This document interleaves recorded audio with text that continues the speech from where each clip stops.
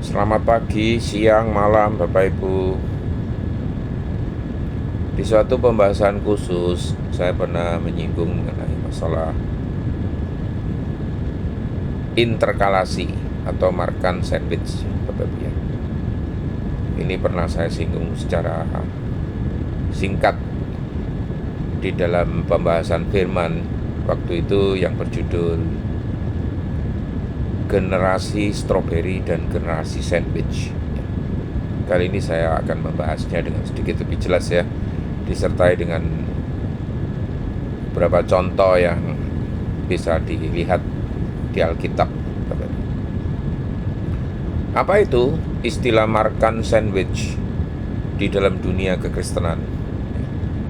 Di dalam dunia kekristenan, istilah makan sandwich itu menunjuk pada sebuah teknik sastra yang digunakan oleh penulis Injil Markus. Teknik ini yang juga dikenal sebagai interkalasi, melibatkan penyisipan satu cerita di antara dua bagian dari cerita lain, menciptakan struktur negatif A, B, A. Maaf, bukan struktur negatif ya, struktur naratif dari A ke B, kemudian kembali ke A. Tujuan dari teknik ini adalah untuk menyoroti hubungan antara dua peristiwa atau ajaran, memperdalam pemahaman pembaca tentang pesan teologis yang ingin disampaikan. Itu. Contohnya adalah Markus 5 ayat 21 sampai 43. Saya tidak akan bacakan isi ayatnya ya, karena panjang sekali nih. Bapak Ibu coba bisa lihat sendiri ya di Alkitab ya. Markus 5 ayat 21 sampai 43. Yaitu salah satu contoh terkenal dari makan sandwich itu ya. Pada awalnya, ini saya tandai dengan istilah A, dikatakan di dalam Markus 5 ayat 21-43 tadi, Yairus, seorang pemimpin sinagoga, memohon kepada Yesus untuk menyembuhkan putrinya yang sedang sekarat. Di tengah perjalanan kisah, tiba-tiba di tengah-tengah kisah disela dengan suatu kisah lain. Kita anggap ini adalah suatu segmen B atau segmen tengah, Bapak Ibu ya. Di dalam perjalanan, Yesus menyembuhkan seorang wanita yang telah menderita perdarahan selama 12 tahun ini. Lalu di bagian akhir yang saya sebut segmen A, Yesus kembali melanjutkan perjalanannya dan membangkitkan putra Yairus dari kematian. Dengan menyisipkan kisah wanita yang sakit di antara cerita Yairus, Markus menekankan tema iman dan keselamatan, menunjukkan bahwa kepercayaan kepada Yesus membawa pemulihan, terlepas dari situasi atau status sosial seseorang. Inilah inti dari makan sandwich atau interkalasi yang diperkenalkan oleh Markus di dalam Injilnya. Apa tujuan dan makna sebenarnya ya? Teknik makan sandwich digunakan untuk apa? Pertama, untuk menekankan tema teologis.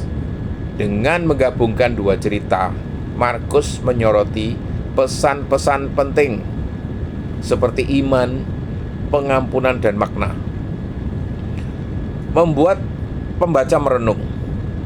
Penyisipan cerita mendorong pembaca untuk melihat hubungan antara peristiwa-peristiwa dan memahami makna yang lebih dalam. Itu menunjukkan kontras atau paralel ya.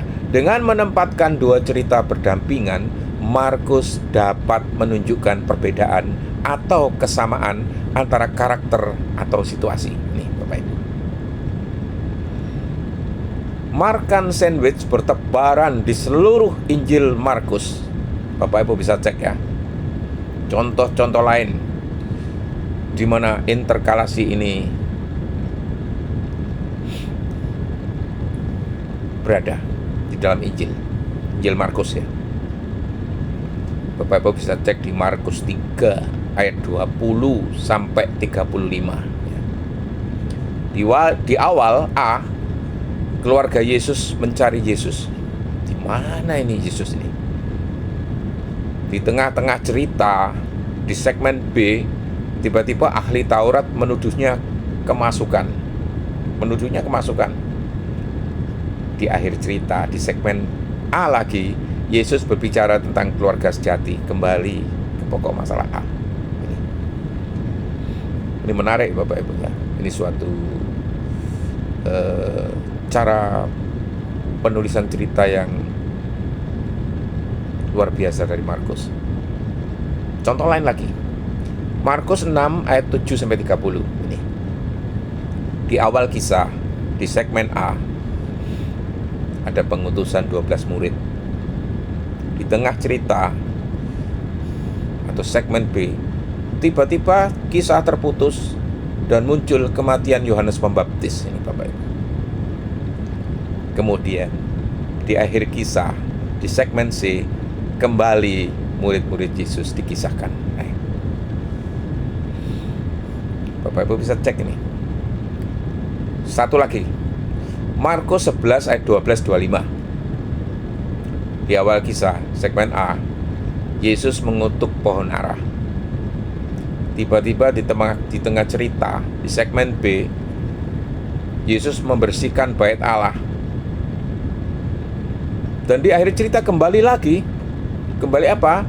Kembali melanjutkan Yesus mengutuk pohon ara tadi. Kali ini pohon ara tersebut menjadi layu ini. Melalui teknik ini Markus mengajak pembaca Injil Markus untuk lebih dalam memahami ajaran dan tindakan Yesus serta implikasinya bagi kehidupan iman. Sekian Bapak Ibu, semoga Tuhan memberkati kita semua.